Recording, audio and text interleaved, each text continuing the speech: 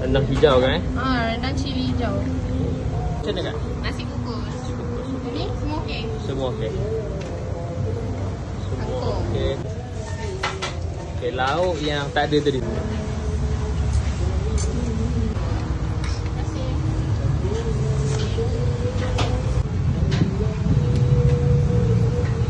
Okey. Okey, boleh. Lepas ni berapa kak? RM17 je. Sambal-sambal dia pedas kak ni kak? Pedas. Makan gula api. Lagi satu kak? Yang ni rendang kerang. Rendang kerang boleh? Boleh.